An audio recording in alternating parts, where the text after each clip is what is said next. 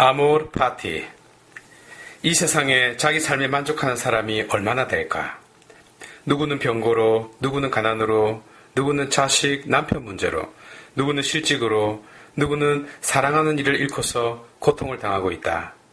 또한 우리 눈에는 행복할 것만 같은 부유한 사람조차 유산 상속 문제로 소송을 하고 있으니 과연 행복한 사람이 얼마나 되겠는가? 그래서 내 인생의 발자취, 아니 앞으로 남은 내 인생의 여정이 암울하기만 하지 않는가 하여 바로 그분들에게 구름을 맑게 개게 만드는 세레나토르, 이 필자가 성서에 나오는 유다와 다말의 이야기를 통하여 삶의 의미와 기쁨 한 가지를 전하고자 하니 자신의 운명을 사랑할 수 있기를 바란다. 1. 유다.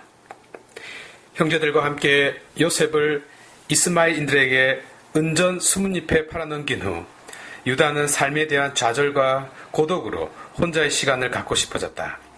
그래서 아버지 집을 떠나 예전부터 알고 지내던 히라라는 이름을 지닌 아둘람 사람을 만나기 위해 길을 떠났다. 아침을 기다리는 새벽별처럼 그렇게 유다는 길을 떠났다. 유다는 그곳이 마음에 들었다. 고향은 언제든지 찾아가면 되는 곳이었으니까 말이다. 유다는 그곳에서 가정을 꾸리고 안정을 찾고 싶었다. 마침 히라의 소개로 만나고 있는 가나안 사람 수아의 딸이 아주 마음에 들었다. 왜 마음에 들었을까? 이걸 질문이라고 하는가? 수아가 송혜교처럼 예뻤기 때문이었다. 남녀 관계에 있어서만큼은 속전속결의 원칙. 이것은 어디까지나 남자들이 만들어내는 원칙이다. 그리하여 이 원칙에 힘입어 유다는 수아의 딸을 아내로 삼고 그녀와 한자리에 들었다. 세상은 다시 아름답고 살만한 곳으로 여겨졌다. 마음이 우울해지고 슬퍼지면 결혼을 하시라. 그러면 세상이 아름답게 보인다. 어쨌든 아내는 그에게 첫 아들을 낳아주었다. 유다는 그의 이름을 에르라고 하였다. 유다의 아내는 마치 남편 사랑을 출산으로 보답하기로 작정을 한 것처럼 또 임신하여 둘째 아들을 낳았다. 그 이름을 오난이라고 하였다. 가나안 여자들은 힘이 좋아 아이를 쑥쑥 잘 낳는다고 하더니 유다의 아내도 예외는 아니었다. 유다가 한자리에 들기만 하면 마치 기다리기라도 한 것처럼 아들을 낳아주었다. 또 아들을 낳았는데 그 이름을 셀라라고 하였다. 야곱의 가문을 이은 유다. 이 유다의 세 아들의 운명은 어디로 흘러갈까? 세월은 흘러갔다. 유다의 얼굴은 굵은 주름이 패인 구릿빛으로 변해갔다. 아마 담배를 많이 펴서 그렇게 된 것이리라. 우리 모두 담배를 끊도록 하자. 이제 유다도 아들을 통해 자손을 볼 때가 찾아왔다. 유다는 아브라함의 하느님, 이삭의 하느님, 야곱의 하느님께 기도를 드렸다. 과연 하느님은 유다의 기도를 들어주셨을까? 이웃에 타마르라고 하는 처녀가 있다는 소문이 자자했었는데 유다도 그 처자를 잘 알고 있는 터였다. 그 인물됨이 탁월했을 뿐만 아니라 그 행실 또한 똑 부러진다는 칭찬을 받고 있었기 때문이었다. 그러니까 유다는 이미 예전부터 마음속에 그 처자를 며느리로 삼고 있었던 것이다. 더구나 며느리의 인물됨이 출중해서 나쁠 것은 없었다. 반면 타마르 또한 세상을 꿰뚫어 보는 눈이 있었다. 그녀는 남자의 얼굴을 보는 여인이 아니었다. 미래가 있는 자를 볼 줄 알았던 여인이었다.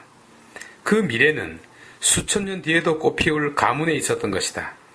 그녀는 애플이라는 회사로 유명해질 그 가문을 이미 보고 있었던 것이다. 애플이 처음 로고를 디자인할 때 유다 집안의 선악과에서 그 힌트를 얻은 것은 유명하지 않는가? 유다 집안이야말로 애플로 시작한 가문이었던 것이다. 유다가 아둘람 사람 히라를 통해서 타마르와 아들 에르의 혼사를 성사시키려고 했을 때 곧바로 일이 성사된 것은 그녀의 이 통찰력이 작용했기 때문이었다. 2. 타마르. 타마르는 신의 은총을 듬뿍 받은 육체를 가졌다. 아름다운 몸매의 곡선은 보는 이의 눈을 어지럽게 만들고 그의 심장 박동을 불규칙하게 뛰게 만들었다. 또한 타마르의 검고 매혹적인 눈은 신비스럽기까지 하여 깊은 심연 속으로 빠져들게 했다. 그녀의 우윳빛 가슴은 달빛 아래 갓 피어난 수줍은 꽃봉우리였다. 터질 듯 말 듯한 그녀의 탐스러운 가슴은 보는 이의 마음에 사랑의 불을 질러놓고 말았다. 누가 여인의 아름다움에는 죄가 없다라고 말하였던가? 아마 내가 말했을 것이다. 세상 최초로 말이다. 그렇다. 어찌 아름다움에 원자라는 불경스러운 말을 갖다 붙일 수 있단 말인가? 아니, 죄스러움마저도 이 아름다움 앞에서는 새로운 생명에 대한 갈망으로 일렁일 수밖에 없었던 것이리라. 어디 이뿐인가? 무엇보다도 그녀에게는 여인의 향기가 났다. 게다가 그녀는 뛰어난 감성의 소유자였으며 동시에 저 별들의 깊이를 헤아리는 지성의 소유자였다. 남자들은 그녀를 볼 때마다 스물스물 올라오는 강렬한 욕망으로 몸을 떨어야만 했다. 마치 황진이를 바라보던 조선의 선비들처럼 말이다. 타마르를 한 번이라도 본 남자들은 신의 손길에 감탄하여 그분의 솜씨에 무한한 찬사를 보냈다. 정말 그랬다. 타마르의 미모에 비하면 송에게조차 평범한 여인에 불과했던 것이다. 과연 타마르를 차지하는 자는 신의 가호를 받은 것과 같으리라. 아멘. 이렇듯 타마르는 날이 갈수록 불세출의 여인이 되어갔다. 아, 세상의 비극이여. 호메로스가 이 여인을 보았더라면 이렇게 읊었을 것이다. 사랑의 신 아프로디테에게서 황금 사과를 받을 자 타마르 외에 도대체 누구란 말인가? 라고 말이다. 아니, 호메로스는 장님이었으니 이렇게 표현했을지도 모른다. 아프로디테가 뿌려놓은 향기로운 열매를 훔쳐가는 자에게 월계수를 씌워줄지어다 라고 말이다. 3. 에르와 오난. 첫째 아들 에르는 주님께서 보시기에 매우 악하였다. 그는 잠자리에 들기 전에 양치질을 하지 않았다. 특히 발을 씻지 않고 잤던 것이다. 생각해 보시라. 낮에 햄버거를 2개씩이나 먹었으면서도 양치질을 하지 않고 발까지 씻지 않았으니 세상에 어느 여인이 고통받지 않을 수 있겠는가 하여 세상을 아름답게 창조하신 하느님께서는 세상을 지저분하게 만드는 에르를 죽일 수밖에 없었던 것이다. 다 이유가 있었던 것이다. 그래서 성서의 내막을 모르고 주님의 행위를 함부로 판단해서는 안 되는 것이다. 이런 죄를 범했기 때문에 주님께서 그를 죽게 하셨던 것이다. 구약 사회의 관습에 의하여 아버지 유다가 오난에게 명령하였다. 너의 형수와 한자리에 들어라. 시동생의 책임을 다하여 내 형에게 자손을 일으켜 주어야 한다. 그러나 오난은 형을 아주 싫어했었다. 놀부처럼 형은 모든 것을 독차지했었기 때문이다. 어릴 때부터도 엄마 젖을 지 혼자 양쪽 다 차지했기 때문이다. 더군다나 자기가 낳은 아들이 자기 자손이 되지 않을 것을 뻔히 알고 있었기 때문에 형 잘되는 꼴을 볼 수 없었던 것이다. 그래서 형수와 한자리에 들 때마다 형에게 자손을 만들어주지 않으려고 생명의 정액을 바닥에 쏟아버렸던 것이다. 오늘날 이를 일컬어 마스터베이션이라고 한다. 소위 기록으로 남게 된 최초의 자유행위인 셈이다. 그가 역사상 최초로 행했다고 하여 이를 오나니즘이라고 부르기도 하는 것이다.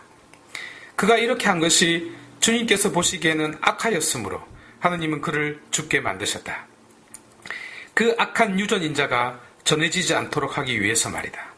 하지만 원죄의 속성상 한번 발생한 행위는 없어지지 않고 물들어 전해지는 법이다. 비록 혈통상으로는 전해지지 않았지만 모방으로서 더 강력하게 전해지고 말았던 것이다. 우리의 사춘기 아이들에게 말이다. 그래서 엄마들이 골치가 아픈 것이다. 그 망할 놈의 오난 때문에 말이다. 어쨌든 넘어가자. 사실 오난이 사랑하는 여인은 따로 있었다. 자신의 눈을 멀게 한 여인이 있었던 것이다. 이것이 사랑의 묘학이다. 이 현상이 없으면 사랑도 없을 테니까 말이다. 그녀는 타마르의 미모를 따를 수는 없었으나 타마르가 가지고 있지 않는 따뜻한 마음을 지니고 있었던 것이다. 그녀에게 가기만 해도 그는 한없는 평화와 충만을 체험했던 것이다. 그러나 오이디푸스 비극과는 또 다른 형태의 비극이 그를 찾아오고 말았다. 단순하게 살고자 했던 한 인간의 염원을 어찌하여 신은 들어주지 않는단 말인가? 도대체 법이 누구를 위하여 존재하는가? 오나는 사랑하는 여인을 두고 타마르와 한자리에 드는 것이 너무나도 괴로웠다. 그리고 타마르는 형 에르가 사랑한 여인이 아닌가? 아무리 자손을 일으키기 위해서라지만 도무지 마음이 내키지 않았다. 오난이 고물장수란 말인가? 더욱이 헌 냄비를 닦아서 쓸 이유는 없었던 것이다. 누가 이런 법을 만들었단 말인가? 언젠가 자신의 이 고뇌를 이해할 자가 있으리라. 법이 사람을 위해서 있는 것이지 사람이 법을 위해서 있는 것이 아니다 라고 말할 그분이 꼭 나타나리라. 그러나 이 또한 얼마나 아이러니한가. 후대에 나타나실 그분은 자신을 죽인 바로 그 하느님의 아들이었으니 말이다.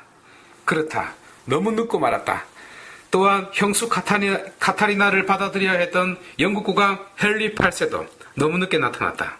아니 그놈이 오난을 핑계삼아 앤 볼린과 결혼까지 해버렸다. 사랑하는 이와 같이 살지 못하고 사랑하지 않는 여인과 살다가 불행으로 끝난 이 비운의 주인공에게 이 노래를 들려주고 싶다. 이제 밤도 깊어 고요한데 창문을 두드리는 소리 잠 못 이루고 깨어나서 창문을 열고 내려다보니 사람은 간 곳이 없고 외로이 남아있는 저 웨딩 케이크 그 누가 두고 갔나 나는 가네 서글픈 나의 사랑이여 이 밤이 지나가면 나는 가네 원치 않는 사람에게로 눈물을 흘리면서 나는 가네 그대 아닌 사람에게로 오나는 세상의 이해를 못 받고 세상을 떠나야만 했던 것이다. 산보는 그만. 4. 오이디푸스 비극. 한편 다 큰 자식들이 차례대로 한 명씩 죽어나가는 것을 보며 유다와 그의 아내는 하늘이 무너지는 것과 같은 아픔을 느꼈다. 하늘에서 내린 운명은 피할 도리가 없다지만 정말 하늘을 원망하지 않을 수 없었다. 타마르는 거의 실성을 할 정도까지 되었다. 아니 왜 무엇 때문에 이런 일이 일어나는가? 내가 옥녀도 아닌데 어찌 이런 사태가 생기는가? 그녀는 욥의 탄식을 내뱉을 수밖에 없었다. 너무나도 혼란스러워 슬퍼할 기력마저 없었다. 그녀를 바라보는 시선들은 알 수 없는 조롱과 경멸로 가득 차 있는 것 같았다. 아니 내가 뭘 어쨌다고 그런 눈으로 보는가? 가장 큰 상처를 받은 사람은 나 자신인데 왜 모두들 나를 경멸하는 눈으로 쳐다보는가? 남편의 사랑도 제대로 한번 받지도 못하고 타마르는 졸지의 청산가부가 되었다. 이럴 양이면 하느님은 무엇하러 타마르의 육체에 당신의 정열을 쏟아 부었을까? 마치 제우스가 인간의 운명을 황금 저울에 올려놓듯이 타마르의 운명도 하느님 손 위의 장난감이었단 말인가? 세상의 쑥덕거림에 집안은 도통 편할 수가 없었다. 체면을 중시한 시아버지는 두 아들과 생이별을 한 뒤 며느리 타마르에게 말했다. 내 아들 셀라가 클 때까지 너는 친정에 돌아가 과부로 살고 있어라. 셀라는 아직 미소년이었던 것이다. 관습법에 의하면 이 막내도 큰 형수를 받아들여야 하는데 글쎄 아버지는 내키지 않았던 것이다. 민 안에 감추어져 있는 장미꽃 가시 곧 죽음의 독소를 감지하고 있었기 때문이었다.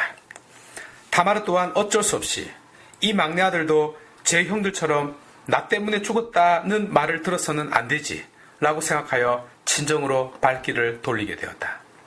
가슴이 아팠다. 이 막내 아들은 송중기처럼 잘생겼기 때문이었다.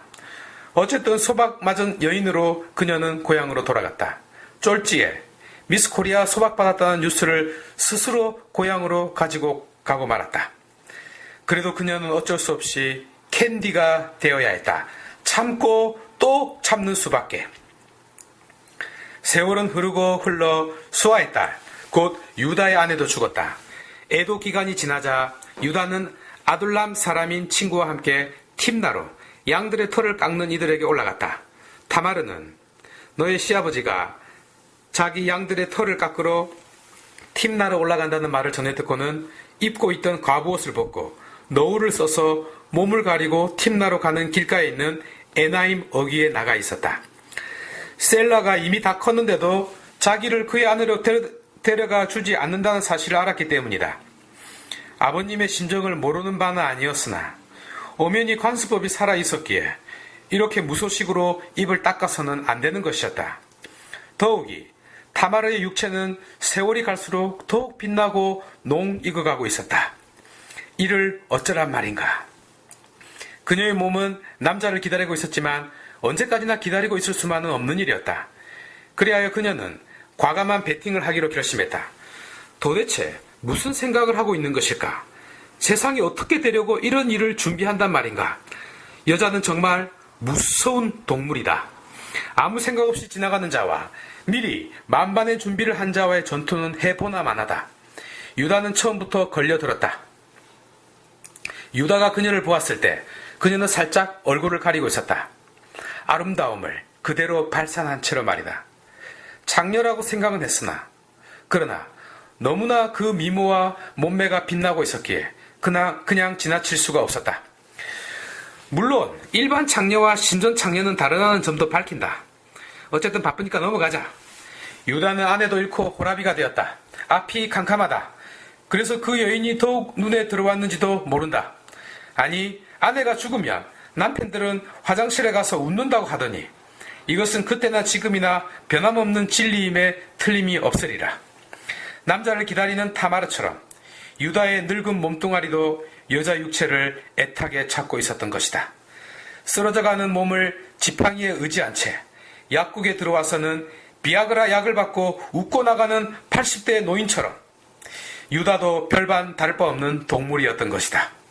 문지방 넘어서는 힘만 있어도 여인을 찾아야 하는 그런 동물적 본능에서 벗어날 수 없었던 것이다.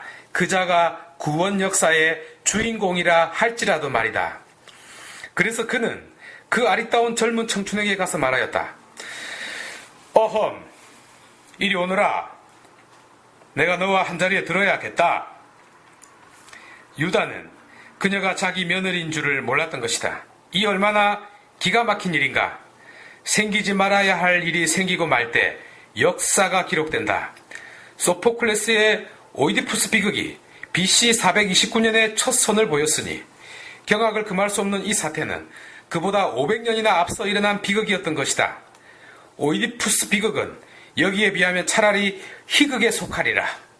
어쩌면 소포클레스가 구약 성경을 그 모델로 삼았는지도 모르겠다. 이 역사적 비극은 그러나 놀랍게도 너무나 일상적이고 자연스럽게 벌어지고 있었다. 그러자 그 여자가 물었다. 저와 한자리에 드는 값으로 제게 무엇을 주시겠습니까? 유다가 내 가축대에서 새끼 염소 한 마리를 보내마 하고 대답했다. 정말 쪼잔하기 그지없다. 사람은 추하게 늙어서는 안 된다. 염소 새끼 한 마리가 말이 되는가? 꼭 누구누구 남편을 보는 듯하다. 이런 인간에게는 더 이상 바랄 것도 없는 법이다. 하여 그녀는 그것을 보내실 때까지 담보물을 주시면 좋겠습니다 하고 다른 것을 요구했던 것이다. 그래서 유다가 너에게 무슨 담보물을 주랴 하고 묻자 그녀는 어르신의 인장과 줄 그리고 손에 잡고 계신 지팡이면 됩니다 하고 대답하였다. 이런 쪼잔한 인간에게 금반지를 바란다는 것 자체가 어불성설이었기 때문이었다. 너무나 싼 가격에 속으로 기뻐했던 유다는 그것들을 주고 그녀와 한자리에 들었다. 사실 그녀가 이보다 더한 것을 요구하였더라도 유다는 그렇게 할 수 있었을 것이다. 왜냐하면 그의 육체는 놀랍게도 아직 살아있었기 때문에, 아니 아직도 이팔 청춘이었기 때문이었다. 이렇게 된 이유는 정확하게 잘 알 수는 없으나 전승에 의하면 한국산 쑥과 마늘을 계속 먹었다는 설이 있었다. 하여 그는 마지막 온 힘을 다하여 곧 자신의 생각과 의지를 넘어서 있는 모든 생명이 이루고자 하는 생명 보존 프로그램에 의하여 최후의 에너지까지 움직이고 있었다. 마지막 세포 하나까지 그 목적을 위해 봉사하고 있었던 것이다. 이 목적은 눈에 보이지 않는 그의 정신과 마음까지도 그것을 강렬하게 원하게 만들고 있었다. 더욱이 타마르는 뛰어난 감성과 별의 깊이까지 헤아리는 지성의 소유자였으니 이쯤이면 황진이도 고개를 숙이고 물러가야 할 참이었다. 과연 타마르는 자신의 운명을 바꿀 수 있는 주사위를 손에 쥐고 있었던 것이다. 운명의 신이 아무리 황금저울에 타마르의 운명을 올려놓았더라도 이쯤이면 저울은 기울기 마련이다. 유다와 타마르는 깊은 밤의 정막이 그들을 덮는 동안 하나가 되어갔다. 타마르의 몸도 이제야 뜨겁게 피어나기 시작했다. 이상할 정도로 말이다. 마치 마지막 순간에 헌종의 품에 안겼던 양귀비처럼 말이다. 그녀는 진정 그의 사랑을 느꼈으며 동시에 진심으로 그 늙은이를 사랑하며 죽었던 것이다. 사랑은 참으로 이해할 수 없는 것이다. 어쨌든 세상이 경악을 금할 수 없는 사태가 일어나고 말았다. 그녀는 시아버지 유다의 아이를 가지게 되었기 때문이다. 그녀는 일어나 돌아가서 쓰고 있던 노을을 벗고 다시 과부 옷을 입었다. 유다는 자기 친구 아둘람 사람편에 새끼 염소 한 마리를 보내면서 그 여자에게서 담보물을 찾아오게 하였으나 그는 그 여자를 찾지 못하였다. 그가 그곳 사람들에게 에나임 길가에 있던 신전 장녀가 어디 있습니까? 하고 묻자 여기에는 신전 장녀가 없습니다. 하고 대답했다. 그는 유다에게 돌아가 말하였다. 그 여자를 찾지 못했네. 그리고 그곳 사람들이 여기에는 신전 장녀가 없습니다 하더군. 유다가 말했다. 가질 테면 가지라지. 우리야 창피만 당하지 않으면 되니까. 보다시피 내가 이 새끼 염소 한 마리를 보냈는데 자네가 그 여자를 찾지 못한 게 아닌가? 석 달쯤 지난 뒤 그 친구는 이보게 유다. 내가 자네에게 이 말을 해야 할지 잘 모르겠네만 그대의 며느리 타마르가 창녀 노릇을 했다고 하더군.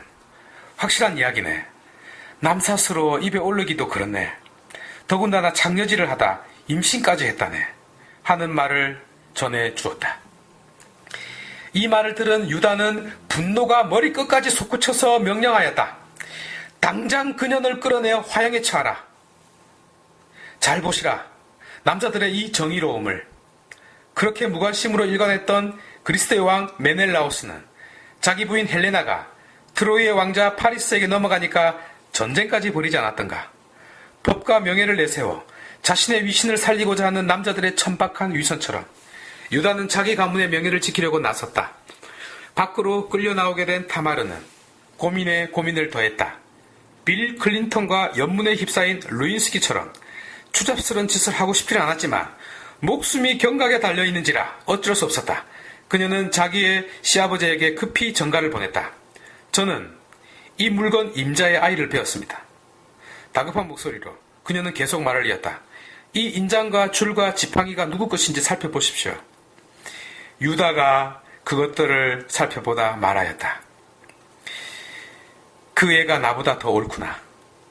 내가 타마르를 내 아들 셀라에게 아내로 주지 않았기 때문이었구나. 아, 모든 것이 내 탓이로다. 유다는 그 뒤 다시는 그녀를 가까이 하지 않았다. 정체를 알았으니 가까이 할 수도 없었다. 나아가 그가 며느리에게 행한 행위 자체도 그녀의 정체를 모르고 한 행위였으니 뭐라고 할 수 있는 것도 아니었다. 이것이 윤리 도덕적인 기준으로 살아가는 사회에서 반도덕적이지 않는 방법, 반인륜적이지 않는 방법으로, 반윤리적이라고 할 수 없는 비윤리적인 방법으로, 곧 윤리적이지 않는 윤리적인 방식으로 구세사의 대를 이어주신 하느님의 방식이었던 것이다. 기가 막힌 방법이었던 것이다. 타마르의 배는 점점 불러왔다. 여인이 아무리 아름답다고 하여도 생명을 잉태한 여인과는 빗댈 수 없다. 하물며 타마르야 말해서 무엇하랴. 타마르가 하루하루를 어머니가 되기 위해 준비하는 동안 뱃속의 아이들도 세상과의 첫 만남을 준비하고 있었다. 타마르가 해산할 때가 되었는데 그의 태 안에는 쌍둥이가 들어있었다. 그가 해산할 때 한 아이가 손을 내밀었다. 산파가 붉은 실을 가져다가 그 손에 메고서 이 아이가 먼저 나온 녀석이구나 하고 말하였다. 그러나 그 아기가 손을 도로 집어넣어 버렸다. 아이가 거꾸로 들어선 것이었다. 이 틈을 타고 그의 동기가 나오니 산파는 아니 네가 틈을 비집고 나오다니 하고 말하였다. 그래서 그 이름을 페레츠라고 하였다. 그가 구원 역사의 대를 이을 자손으로 성장할 아이였던 것이다. 그 다음 그의 동기 곧 손에 붉은 실을 매단 아기가 나오자 그 이름을 제라라 하였다. 타마르는 태어난 아기들을 보고 기쁨의 눈물을 흘렸다. 감동의 눈물로 두 생명을 맞이하였다. 이렇게 오이디푸스의 비극보다 더한 비극과 불륜이 구원 역사 한가운데에서 일어났던 것이다. 그런데 놀랍게도 보아즈 시대의 사람들은 다말이 유다에게서 페레츠가 태어난 것을 부끄럽게 여기지 않았다는 사실이었다. 아니 축복으로 여겼다는 것이다. 오늘날 우리들의 생각으로는 용납할 수 없는 생각일 것이리라. 필자가 눈여겨보고자 하는 부분 그리고 독자들에게 말하고 싶은 결론이 이제 드러나고 있다. 페레츠의 후손이 보아즈였다는 점 말이다. 나오면서 아브라함에서부터 이어진 하느님의 약속은 이삭의 구사 일생을 거쳐 장자가 아닌 차남 야곱 그리고 또다시 장자가 아닌 막내 요셉을 통해 이루어지는 기가 막힌 사다리를 타게 된다. 하지만 유심히 보시면 요셉이 아니라 혈통적으로는 유다를 통해 이루어졌다. 기절할 일이다. 더 경악을 금할 수 없는 사건은 2명의 자식이 죽은 상태 그리고 아직 자식이 1명 남아있는 상태에서 그 아들이 아닌 바로 유다 자신으로부터 그것도 시아버지와 며느리 사이에서 생명이 잉태되었다는 것이다. 구세사의 씨앗치고는 얼마나 추잡스럽기 그지없는가. 그런데 히브리 성경학자들은 대가 끊기는 절망적 상황에서 더 기이한 방법으로 대를 이어주시는 하느님의 섭리로 해석하고 받아들였다는 것이다. 놀랍지 아니한가? 그리스도의 피가 근친 상간한 조상의 피를 이어받았다는 사실 말이다. 참으로 놀라운 일인 것이다. 그래서 이 말씀을 드리고 싶은 것이다. 나는 내 인생을, 내 집안을, 나의 환경을 어떻게 해석하고 받아들이고 있는가? 축복이란 바로 보아즈 시대 사람들이 받아들이는 것처럼 받아들일 수 있어야 하는 것이다. 축복이란 거창한 가문에서 아무 흠도 없는 훌륭한 사람들에게 주어지는 특권이 아님을 필자는 말하고 싶은 것이다. 아니 보잘것없는 내 삶 속에서 내 자신이 축복받고 있는 자임을 깨닫도록 하느님은 경악을 금할 수 없는 불륜을 통해서도 이를 깨닫게 해주셨던 것이다. 그러니 나의 인생을 저주하지 말자. 나의 운명을 사랑하자.